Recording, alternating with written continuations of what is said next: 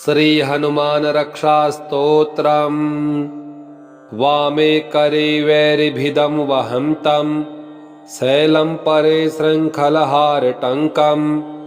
ददानमच्छाच्छसुवर्णवर्णं भजे ज्वलत्कुण्डलमाञ्जनेयं पद्मरागमणिकुण्डलत्विषा पाटलीकृतकपोलमस्तकम् दिव्यहेमकदलीवनान्तरे भावयामि पवमाननन्दनम् उद्यदादित्यशङ्कासमुदारभुजविक्रमम् कन्दर्पकोटिलावण्यं सर्वविद्याविशारदम् श्रीरामहृदयानन्दं भक्तकल्पमहीरुहम् अभयं वरदं दोर्भ्यां कलये मारुतात्मजं वामहस्ते महाकृच्छ दशास्य करमर्दनम् उद्यद्वीक्षणकोदण्डं हनुमन्तं विचिन्तयेत् स्फटिकाभं स्वर्णकान्तिं द्विभुजं च कृताञ्जलिं कुण्डलद्वयसंशोभे मुखाम्भोजं हरिं भजे वामे करे वैरिभिदं वहन्तं शैलं परे शृङ्खलहारटङ्कं ददानमच्छाच्छसुवर्णवर्णं भजे ज्वलत्कुण्डलमाञ्जनेयं पद्मरागमणिकुण्डलत्विषा पाटलीकृतकपोलमस्तकं दिव्यहेमकदलीवनान्तरे भावयामि पवमाननन्दनम् उद्यदादित्यशङ्कासमुदारभुजविक्रमम् कन्दर्पकोटिलावण्यं सर्वविद्याविशारदम् श्रीरामहृदयानन्दं भक्तकल्पमहीरुहम् अभयं वरदं दोर्भ्यां कलये मारुतात्मजम् वामहस्ते महाकृच्छ दशास्य करमर्दनम् उद्यद्वीक्षणकोदण्डं हनुमन्तं विचिन्तयेत् स्फटिकाभं स्वर्णकान्तिं द्विभुजं च कृताञ्जलिं कुण्डलद्वयसंशोभे मुखाम्भोजं हरिं भजे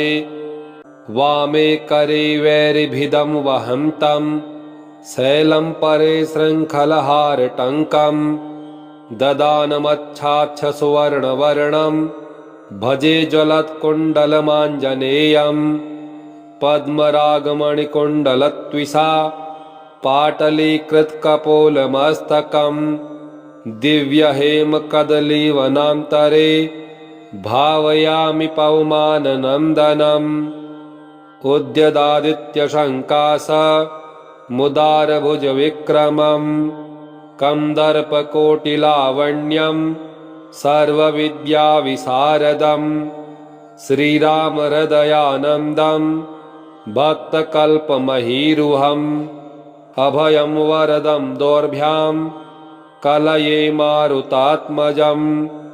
वामहस्ते महाकृच्छ दशास्य करमर्दनम् उद्यद्वीक्षणकोदण्डं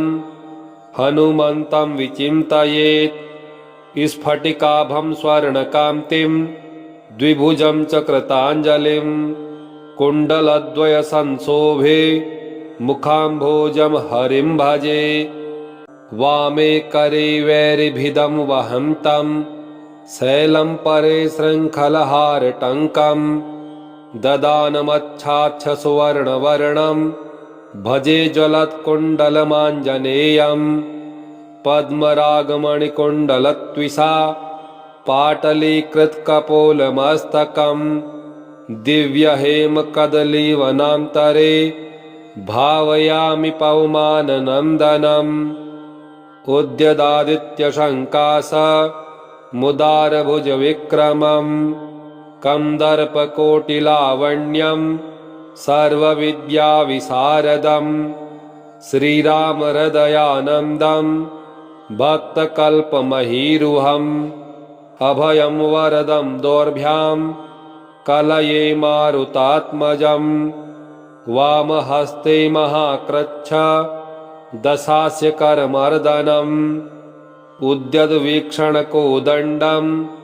हनुमन्तं विचिन्तयेत् स्फटिकाभं स्वर्णकान्तिं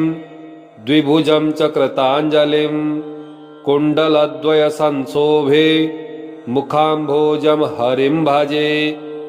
वामे करे वैरिभिदं वहन्तं शैलं परे शृङ्खलहारटङ्कं ददानमच्छाच्छसुवर्णवर्णं भजे ज्वलत्कुण्डलमाञ्जनेयम् पद्मरागमणिकुण्डलत्विषा पाटलीकृतकपोलमस्तकम् दिव्यहेमकदलीवनान्तरे भावयामि पवमाननन्दनम् उद्यदादित्यशङ्कास मुदारभुजविक्रमम् कन्दर्पकोटिलावण्यं सर्वविद्याविशारदम् श्रीरामहृदयानन्दं भक्तकल्पमहीरुहम् अभयं वरदं दोर्भ्यां कलये मारुतात्मजं वामहस्ते महाकृच्छ दशास्य करमर्दनम् उद्यद्वीक्षणकोदण्डं हनुमन्तं विचिन्तयेत् स्फटिकाभं स्वर्णकान्तिं द्विभुजं च कृताञ्जलिं कुण्डलद्वयसंशोभे मुखाम्भोजं हरिं भजे वामे करे वैरिभिदं वहन्तं शैलं परे शृङ्खलहारटङ्कं ददानमच्छाच्छसुवर्णवर्णं भजे ज्वलत्कुण्डलमाञ्जनेयम् पद्मरागमणिकुण्डलत्विषा पाटलीकृतकपोलमस्तकम् दिव्यहेमकदलीवनान्तरे भावयामि पवमाननन्दनम् उद्यदादित्यशङ्कास मुदारभुजविक्रमम् कन्दर्पकोटिलावण्यं सर्वविद्याविशारदम् श्रीरामहृदयानन्दं भक्तकल्पमहीरुहम् अभयं वरदं दोर्भ्यां कलये मारुतात्मजं वामहस्ते महाकृच्छ दशास्य करमर्दनम् उद्यद्वीक्षणकोदण्डं हनुमन्तं विचिन्तयेत् स्फटिकाभं स्वर्णकान्तिं द्विभुजं च कृताञ्जलिं कुण्डलद्वयसंशोभे मुखाम्भोजं हरिं भजे वामे करे वैरिभिदं वहन्तं शैलं परे शृङ्खलहारटङ्कं ददानमच्छाच्छसुवर्णवर्णं भजे ज्वलत्कुण्डलमाञ्जनेयम् पद्मरागमणिकुण्डलत्विषा पाटलीकृतकपोलमस्तकम् दिव्यहेमकदलीवनान्तरे भावयामि पवमाननन्दनम् उद्यदादित्यशङ्कास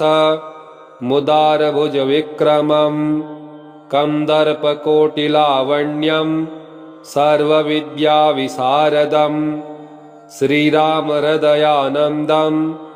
भक्तकल्पमहीरुहम् अभयं वरदं दोर्भ्यां कलये मारुतात्मजं वामहस्ते महाकृच्छ दशास्य करमर्दनम् उद्यद्वीक्षणकोदण्डं हनुमन्तं विचिन्तयेत् स्फटिकाभं स्वर्णकान्तिं द्विभुजं च कृताञ्जलिं कुण्डलद्वयसंशोभे मुखाम्भोजं हरिं भजे वामे करे वैरिभिदं वहन्तं शैलं परे शृङ्खलहारटङ्कं ददानमच्छाच्छसुवर्णवर्णं भजे ज्वलत्कुण्डलमाञ्जनेयम् पद्मरागमणिकुण्डलत्विषा पाटलीकृतकपोलमस्तकम् दिव्यहेमकदलीवनान्तरे भावयामि पवमाननन्दनम्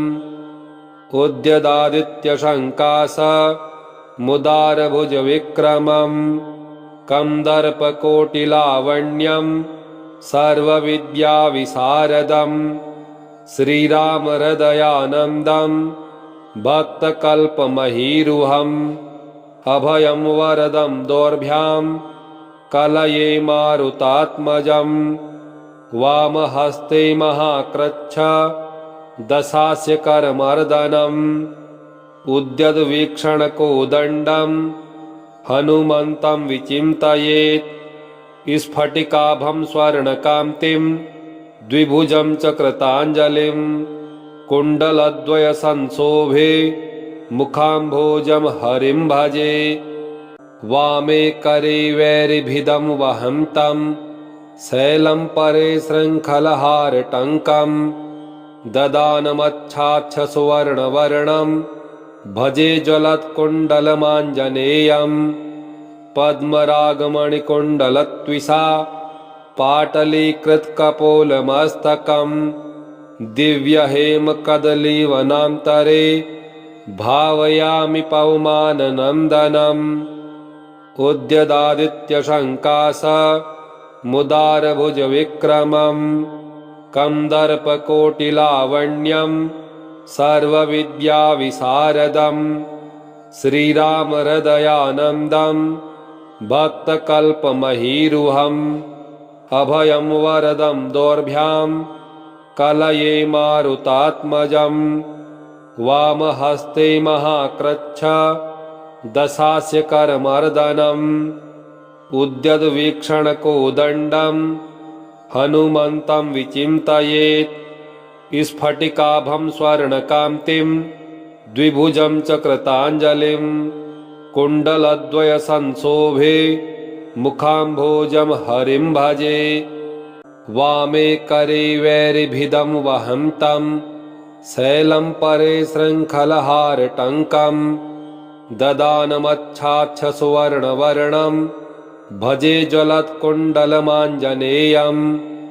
पद्मरागमणिकुण्डलत्विषा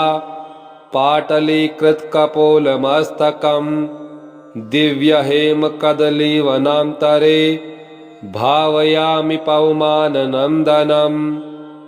उद्यदादित्यशङ्कास मुदारभुजविक्रमं कन्दर्पकोटिलावण्यं सर्वविद्याविशारदं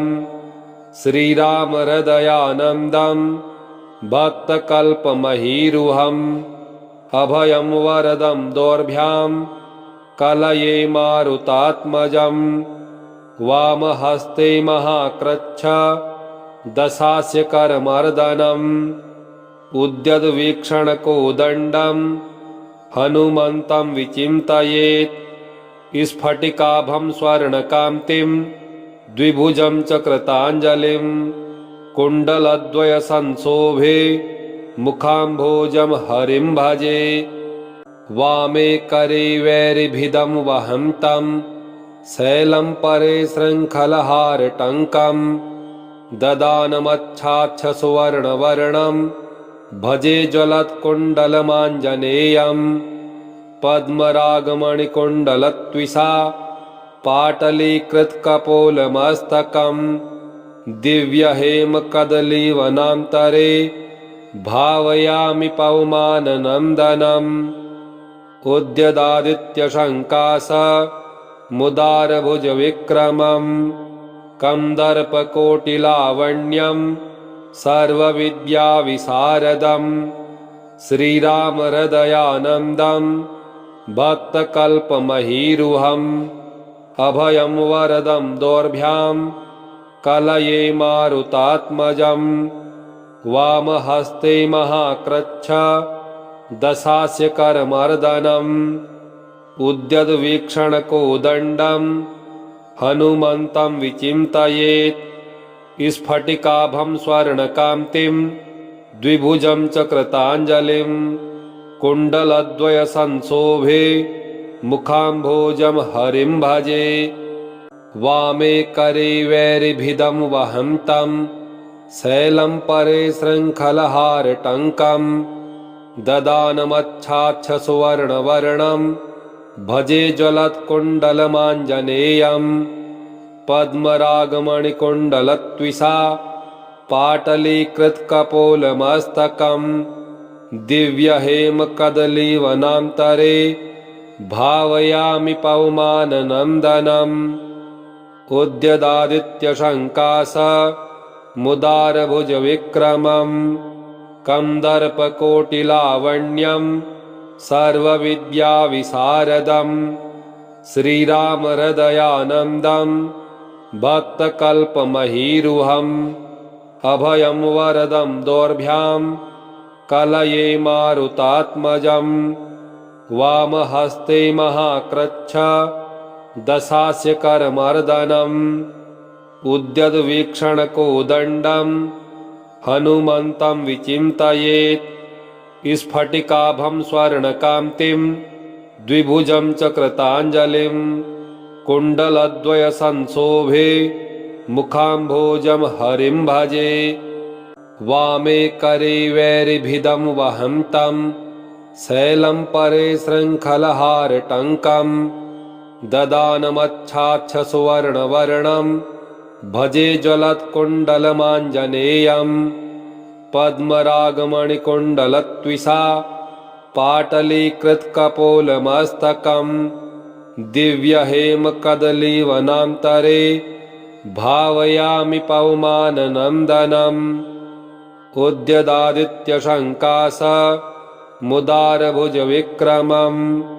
कन्दर्पकोटिलावण्यम् सर्वविद्याविशारदम् श्रीरामहृदयानन्दम् भक्तकल्पमहीरुहम् अभयं वरदं दोर्भ्याम् कलये मारुतात्मजम् वामहस्ते महाकृच्छ दशास्य करमर्दनम् उद्यद्वीक्षणकोदण्डम् हनुमन्तं विचिन्तयेत् स्फटिकाभं स्वर्णकान्तिं द्विभुजं च कृताञ्जलिं कुण्डलद्वयसंशोभे मुखाम्भोजं हरिं भजे वामे करे वैरिभिदं वहन्तं शैलं परे शृङ्खलहारटङ्कम् ददानमच्छाच्छसुवर्णवर्णं भजे ज्वलत्कुण्डलमाञ्जनेयम् पद्मरागमणिकुण्डलत्विषा पाटलीकृतकपोलमस्तकम् दिव्यहेमकदलीवनान्तरे भावयामि पवमाननन्दनम् उद्यदादित्यशङ्कास मुदारभुजविक्रमम् कन्दर्पकोटिलावण्यम् सर्वविद्याविशारदम् श्रीरामहृदयानन्दम् भक्तकल्पमहीरुहम् अभयं वरदं दोर्भ्याम् कलये मारुतात्मजम् वामहस्ते महाकृच्छ दशास्य करमर्दनम् उद्यद्वीक्षणकोदण्डम् हनुमन्तं विचिन्तयेत् स्फटिकाभं स्वर्णकान्तिं द्विभुजं च कृताञ्जलिं कुण्डलद्वयसंशोभे मुखाम्भोजं हरिं भजे वामे करे वैरिभिदं वहन्तं शैलं परे शृङ्खलहारटङ्कं ददानमच्छाच्छसुवर्णवर्णं भजे ज्वलत्कुण्डलमाञ्जनेयम् पद्मरागमणिकुण्डलत्विषा पाटलीकृतकपोलमस्तकम् दिव्यहेमकदलीवनान्तरे भावयामि पवमाननन्दनम् उद्यदादित्यशङ्कास मुदारभुजविक्रमम् कन्दर्पकोटिलावण्यम् सर्वविद्याविशारदम् श्रीरामहृदयानन्दम् भक्तकल्पमहीरुहम् अभयं वरदं दोर्भ्याम् कलये मारुतात्मजम् वामहस्ते महाकृच्छ दशास्य करमर्दनम् उद्यद्वीक्षणकोदण्डम् हनुमन्तं विचिन्तयेत् स्फटिकाभं स्वर्णकान्तिं द्विभुजं च कृताञ्जलिं कुण्डलद्वयसंशोभे मुखाम्भोजं हरिं भजे। वामे करे वैरिभिदं वहन्तं शैलं परे शृङ्खलहारटङ्कं ददानमच्छाच्छसुवर्णवर्णं भजे ज्वलत्कुण्डलमाञ्जनेयं। पद्मरागमणिकुण्डलत्विषा पाटलीकृतकपोलमस्तकं दिव्यहेमकदलीवनान्तरे भावयामि पवमाननन्दनम्। उद्यदादित्यशङ्कासमुदारभुजविक्रमं कन्दर्पकोटिलावण्यं सर्वविद्याविशारदं श्रीरामहृदयानन्दं भक्तकल्पमहीरुहम्। अभयं वरदं दोर्भ्यां कलये मारुतात्मजं वामहस्ते महाकृच्छ दशास्य करमर्दनम्। उद्यद्वीक्षणकोदण्डं हनुमन्तं विचिन्तयेत् स्फटिकाभं स्वर्णकान्तिं द्विभुजं च कृताञ्जलिं कुण्डलद्वयसंशोभे मुखाम्भोजं हरिं भजे। वामे करे वैरिभिदं वहन्तं शैलं परे शृङ्खलहारटङ्कं ददानमच्छाच्छसुवर्णवर्णं भजे ज्वलत्कुण्डलमाञ्जनेयं। पद्मरागमणिकुण्डलत्विषा पाटलीकृतकपोलमस्तकं दिव्यहेमकदलीवनान्तरे भावयामि पवमाननन्दनम्। उद्यदादित्यशङ्कासमुदारभुजविक्रमं कन्दर्पकोटिलावण्यं सर्वविद्याविशारदं श्रीरामहृदयानन्दं भक्तकल्पमहीरुहम्। अभयं वरदं दोर्भ्यां कलये मारुतात्मजं वामहस्ते महाकृच्छ दशास्य करमर्दनम्। उद्यद्वीक्षणकोदण्डं हनुमन्तं विचिन्तयेत् स्फटिकाभं स्वर्णकान्तिं द्विभुजं च कृताञ्जलिं कुण्डलद्वयसंशोभे मुखाम्भोजं हरिं भजे। वामे करे वैरिभिदं वहन्तं शैलं परे शृङ्खलहारटङ्कं ददानमच्छाच्छसुवर्णवर्णं भजे ज्वलत्कुण्डलमाञ्जनेयं। पद्मरागमणिकुण्डलत्विषा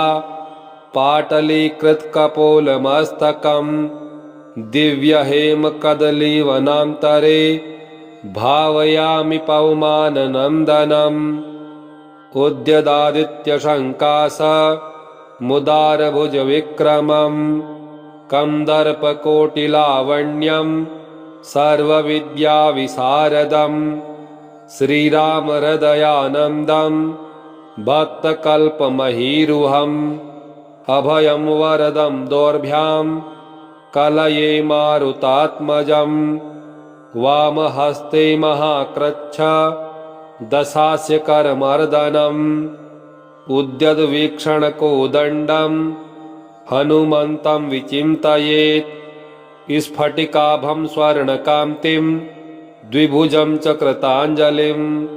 कुण्डलद्वयसंशोभे मुखाम्भोजं हरिं भजे।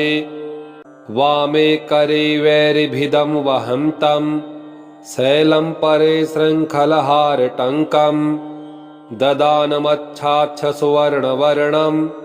भजे ज्वलत्कुण्डलमाञ्जनेयं। पद्मरागमणिकुण्डलत्विषा पाटलीकृतकपोलमस्तकं दिव्यहेमकदलीवनान्तरे भावयामि पवमाननन्दनम्। उद्यदादित्यशङ्कासमुदारभुजविक्रमं कन्दर्पकोटिलावण्यं सर्वविद्याविशारदं श्रीरामहृदयानन्दं भक्तकल्पमहीरुहम्। अभयं वरदं दोर्भ्यां कलये मारुतात्मजम् वामहस्ते महाकृच्छ दशास्य करमर्दनम् उद्यद्वीक्षणकोदण्डम् हनुमन्तं विचिन्तयेत् स्फटिकाभं स्वर्णकान्तिं द्विभुजं च कृताञ्जलिं कुण्डलद्वयसंशोभे मुखाम्भोजं हरिं भजे वामे करे वैरिभिदं वहन्तं शैलं परे शृङ्खलहारटङ्कं ददानमच्छाच्छसुवर्णवर्णं भजे ज्वलत्कुण्डलमाञ्जनेयम् पद्मरागमणिकुण्डलत्विषा पाटलीकृतकपोलमस्तकम् दिव्यहेमकदलीवनान्तरे भावयामि पवमाननन्दनम् उद्यदादित्यशङ्कास मुदारभुजविक्रमम् कन्दर्पकोटिलावण्यम् सर्वविद्याविशारदम् श्रीरामहृदयानन्दम् भक्तकल्पमहीरुहम् अभयं वरदं दोर्भ्यां कलये मारुतात्मजम् वामहस्ते महाकृच्छ दशास्य करमर्दनम् उद्यद्वीक्षणकोदण्डम् हनुमन्तं विचिन्तयेत् स्फटिकाभं स्वर्णकान्तिं द्विभुजं च कृताञ्जलिं कुण्डलद्वयसंशोभे मुखाम्भोजं हरिं भजे वामे करे वैरिभिदं वहन्तं शैलं परे शृङ्खलहारटङ्कं ददानमच्छाच्छसुवर्णवर्णं भजे ज्वलत्कुण्डलमाञ्जनेयम् पद्मरागमणिकुण्डलत्विषा पाटलीकृतकपोलमस्तकम् दिव्यहेमकदलीवनान्तरे भावयामि पवमाननन्दनम् उद्यदादित्यशङ्कास मुदारभुजविक्रमम् कन्दर्पकोटिलावण्यम् सर्वविद्याविशारदम् श्रीरामहृदयानन्दम् भक्तकल्पमहीरुहम् अभयं वरदं दोर्भ्यां कलये मारुतात्मजम् वामहस्ते महाकृच्छ दशास्य करमर्दनम् उद्यद्वीक्षणकोदण्डम् हनुमन्तं विचिन्तयेत् स्फटिकाभं स्वर्णकान्तिं द्विभुजं च कृताञ्जलिं कुण्डलद्वयसंशोभे मुखाम्भोजं हरिं भजे इति श्री हनुमानरक्षास्तोत्रम् श्री हनुमतार्पणमस्तु। ओम श्री हनुमद्देवाय नमः।